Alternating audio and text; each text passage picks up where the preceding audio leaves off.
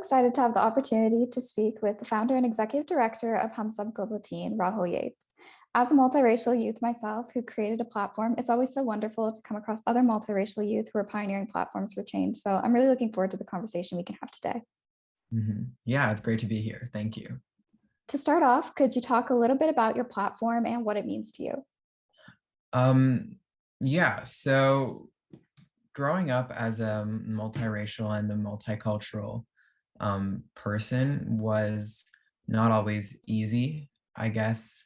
Yeah, I was always, when I reflect on it now, I realize that there were things that I did or said that were a result of being unsure about my mixed identity and not knowing how to really articulate that. And there weren't a lot of resources or like representation to show me how to do that. And so, yeah, I kind of grew up not really knowing how to identify. And then as I, got older, more just like more aware of society, I kind of grew more comfortable with my multiracial identity. And with that, I created HUMSUB Global Teen to help other young people like me to feel a sense of security in their identity and to understand like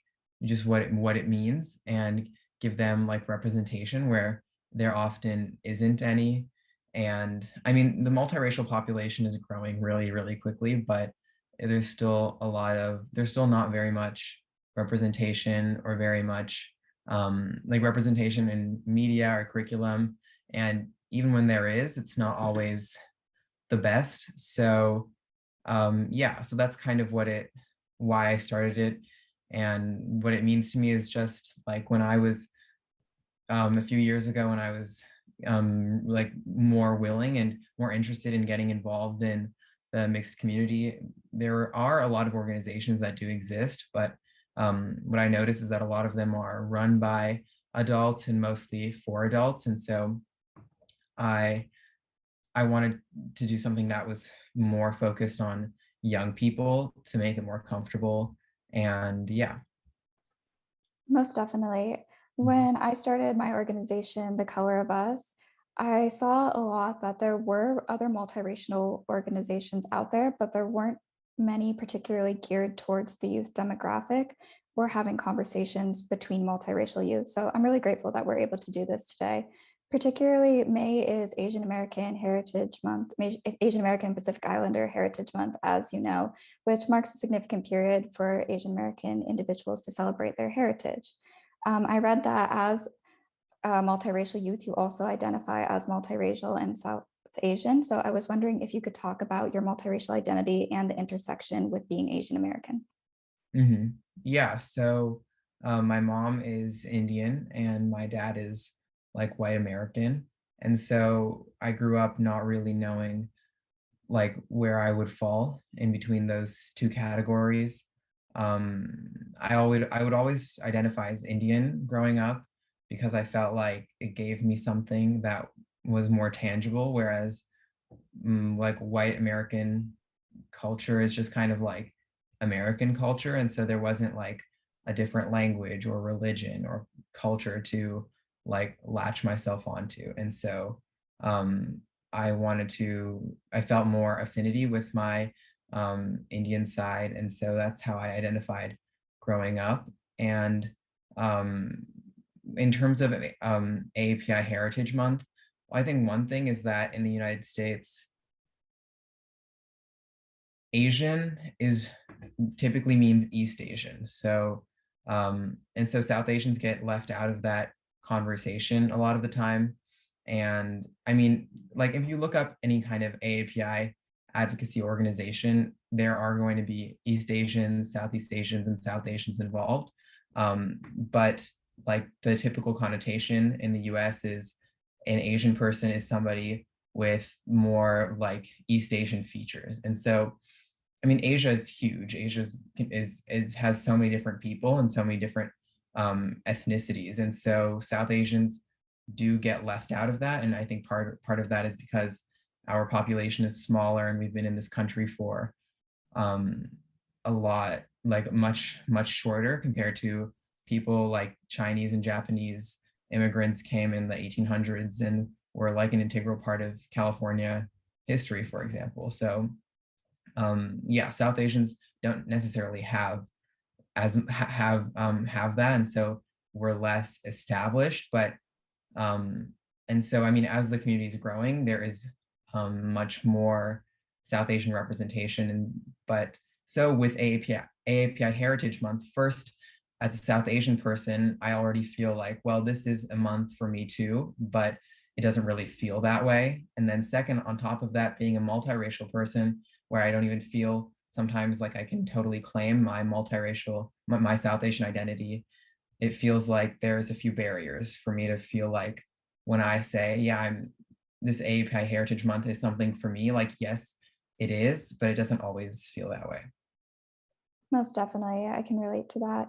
Often in contemporary society, particularly in America, as you mentioned, Asian American identity often tends to be seen as a monolith when in fact it's very diverse. There's so many different regions, cultures, and customs that reflects Asian American identity.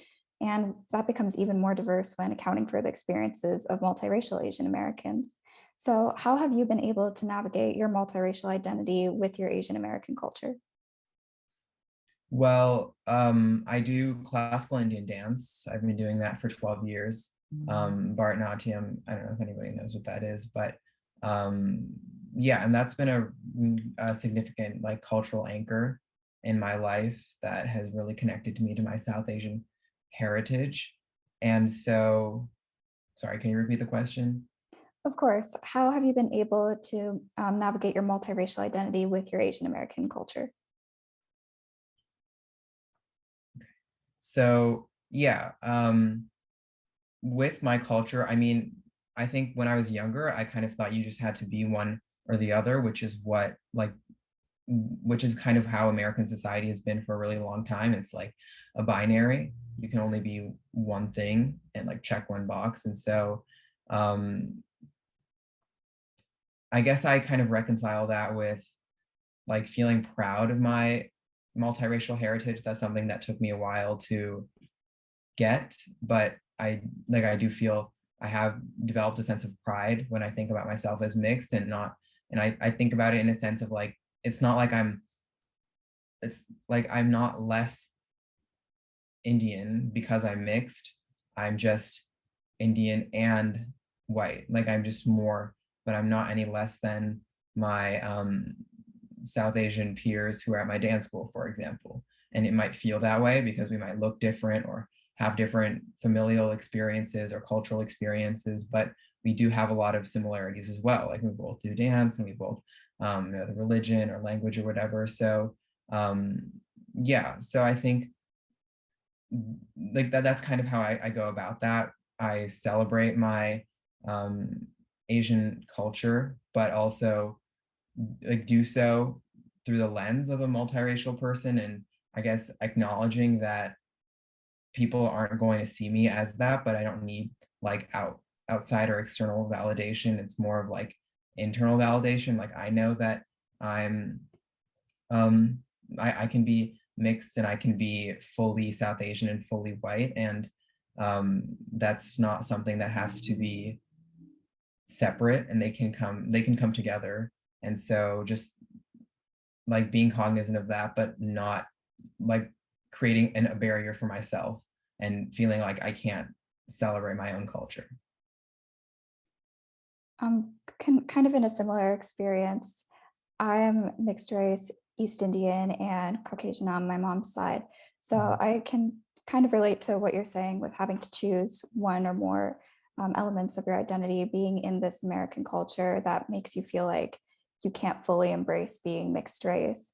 One of the experiences that I had, particularly with embracing my Indian culture, was that in America, I noticed a lot of people tend to categorize multiracial individuals based on how they identify phenotypically. So there's kind of like a standard for what Asian looks like, what Hispanic looks like, et cetera. And I think you kind of touched on that before. Was that ever something that you struggled with growing up with your identity? And if so, could you hit on that?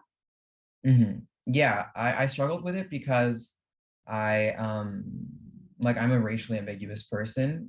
I mean, I live in Los Angeles, and so that's a really diverse place of so many different people and ethnicities that, and then yeah, like I just pe- human behavior is to like look at somebody and automatically assume things about them. And so when you look at somebody and you see their race or ethnicity, we assume things and we're taught to do that. And so when a racial ambiguous person is there, then it's harder to assume something because you don't know what to assume. And so I think that's been my experience with others a lot of the time where people don't know what I am. And so they kind of start assuming other things, or like they might assume that I'm one thing but I'm not that. I guess an example would be my first name is Rahul, and that's a pretty typical like Indian name, but uh, people don't know that, especially in Southern California, where there's a large Hispanic population. It's very similar to the name Raul, which is, I mean, they are similar. I don't know what that history is, but they are similar, but they're not the same, and they have completely different cultures and pronunciations and meanings. And so, growing up, because I don't look Indian, and so people wouldn't assume that. And so when they see my name, I guess they kind of ignore that H and assume that I might be Hispanic because I could, in some ways, maybe fit that like phenotypic stereotype. And so yeah, that's, I guess, like that's one example, but I have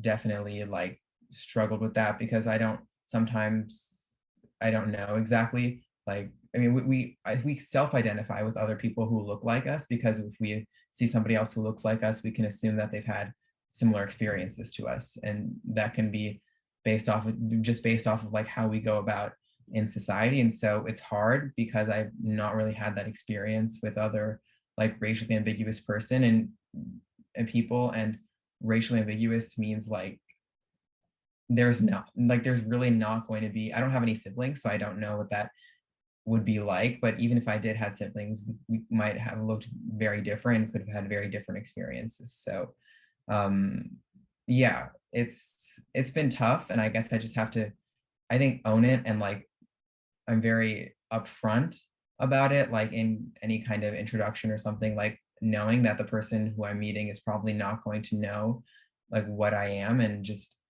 accepting that. And if it comes to a point where I can explain like my background, then I will, but not necessarily just kind of letting them think what they want because I can't really control how they might perceive me. So yeah. Yeah, I definitely understand the how you're perceived in different peer circles kind of thing.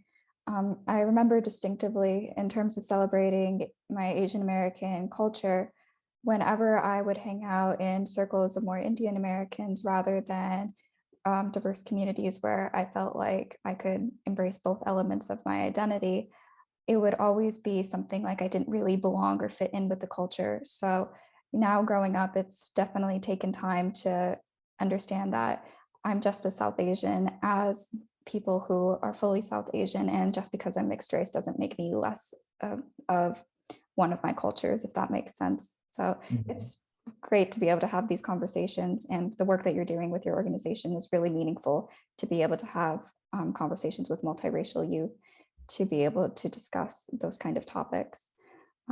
I guess moving on, in general, multiracialism in American society is still something that's met with almost a lack of understanding, since interracial marriage has only fully been legal in the nation since 1969 with the Supreme Court Loving versus Virginia decision. It's still a concept that many Americans have difficulty in accepting. In my own experience, I was frequently met with the question, "What are you?" when I was growing up, since, like you said, you don't fit into a set racial mold.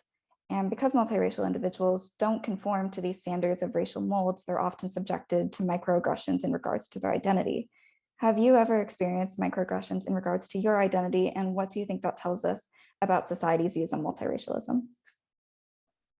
Yeah, definitely. I mean, in a lot of, yeah, I have. Um, I guess, for example, at my dance school, I think some people don't necessarily view me as like a legitimate Indian person like the rest of them.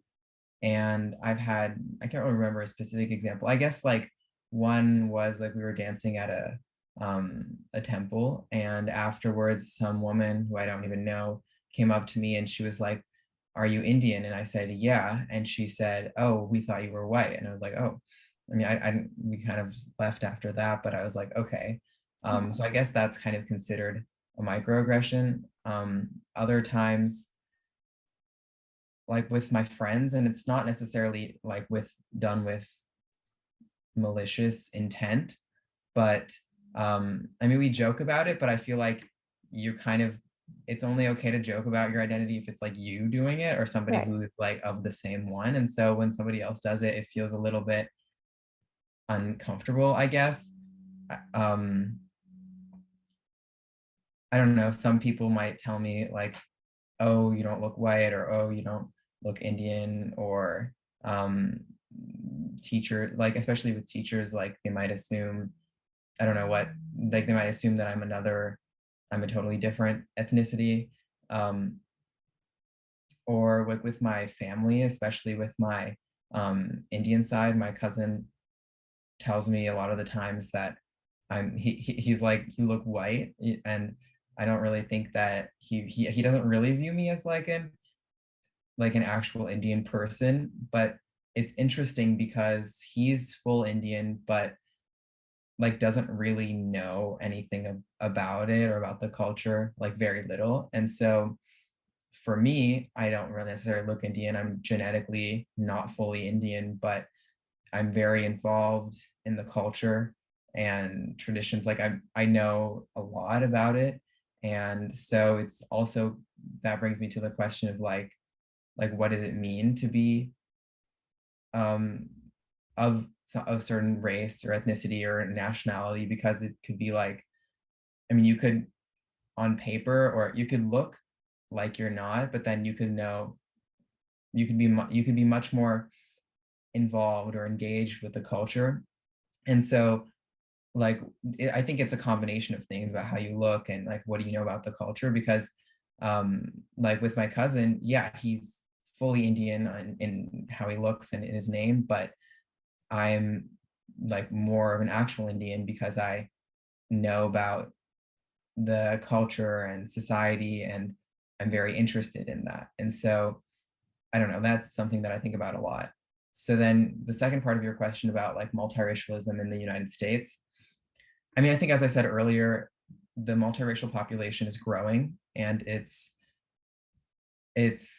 getting there. I think we are going to see, especially in our like adult lifetimes, um, we'll see change. And within communities, within racial or ethnic communities, there are also mixed people, and that like there will be more of them. And so just like generally with an increase in population, there's always going to be an increase in representation or in curriculum or media. And I think there will be more conversations being held about multiracial identity. So I don't necessarily blame people for not knowing how to engage with a multiracial person, because there's really no place to learn or to experience that unless there's like they have a direct experience with multiracial people. But I mean, most people don't. We're like 33 million people in a country that's over 300 million. So that's not a lot, and a lot of people might not really ever come across many multiracial people in their lives, and so they might never actually have to know how to engage with this identity. And so I mean, I know there's people who think multiracial individuals are like confused, or like they just need to pick one and move on and like not make a big fuss about their identity. I do think those people are wrong, but I think for the most part, people just might not know how to talk or think about a mixed identity because they might not be of it themselves, and they might not have experience with other people like that. And so yeah, I think it's changing, and I think we are seeing that change happen, I mean, fairly quickly. And yeah, but I mean, before it was like in the past, I guess, multiracial, I mean, interracial, yeah, it's only been 50 years. Um, it wasn't even a thing, like it was very much looked down upon. And so, I mean, already the culture shift to like seeing an interracial couple and not like sending them to jail or like being overtly racist towards them. I think that's like a huge culture shift, and that's a really positive thing. And we just have to keep moving forward. So yeah. Most definitely. Like you said, while the multiracial population is still growing rapidly, there's still many people who just haven't had experiences talking with multiracial individuals, which is why platforms like ours are so important to being able to spread awareness in that field. With your platform, first, how long have you been the founder and executive director of HUMSUB Global Youth? And what kind of responses have you gotten from people in general and those particularly in our generation? Mhm. Well, I started it in like January of 2020, so 2.5 years almost. And I mean, it's been a great experience, and I've gotten a lot of positive feedback from people of all ages. One thing is that it's hard because like we know like ethnic enclaves exist, or like there are some cities with a greater racial or ethnic population of one group. And with multiracial identity, we're very scattered. Like there are places with more of them, but it's hard. You can't really target one place. And so it's hard to find people who are really interested in people of our age, but just people in general. But from those who I have found, um, I mean, they've been really appreciative that there is like there are young people who are multiracial and or multicultural who are willing to share their experiences and educate others. I've had a lot of positive feedback and interactions with young people who are um, seeing themselves in some kind of platform for the first time and feel like they have a space where they can be themselves, like truly themselves. And yeah, I think it's just been like, as I said earlier, there are more multiracial organizations, but they're mostly focused on adults. And that just the existence of an organization that can talk about the experience for young people is just like, I think everybody's very excited about it. So it's been very positive. Yeah, definitely. Thank you so much for the work that you do and increasing representation of multiracialism, particularly for the youth demographic. I know Mhm. growing up, that's something that I really wish I would have liked. So it's wonderful being able to see someone who's really pioneering that platform. As a last question, at The Color of Us, the mission is to raise awareness, foster connection and conversation, as well as elevate the voices of multiracial, multicultural youth. As we conclude our conversation, is there any advice that you would give to other multiracial or multicultural youth? Yeah, don't let others define you or allow yourself to be put in one box or one identity, because you can you are allowed to embrace your multiracial or multicultural heritage. And it's, I mean, you don't have to, and I think that's something that it's everybody has their own journey with it. But um I encourage everybody I know who is of this identity to like do a lot of first like reflective thinking about like identifying experiences that you've had or things that you've done or said that might actually reflect or might come from your multiracial identity. And then just being very cognizant of those in the first place, and then see how you feel about it, and like seek out, there are resources, and like if you're interested you can seek out more, um, you can seek out those resources. There's books, um, there's books, there's media, there's a lot. And there are a lot of ways to help process your identity. I mean, our organizations are an example of that. And yeah, just the sooner that you do it now and realize that like this is a very unique identity that you're going to be carrying with you for the rest of your life. And I guess the sooner that you can process it and like embrace it, the better it will be. Well, thank you so much for your time today. It was wonderful getting to talk to you, and I really hope to stay in contact in the future. Yeah, of course. Thank you.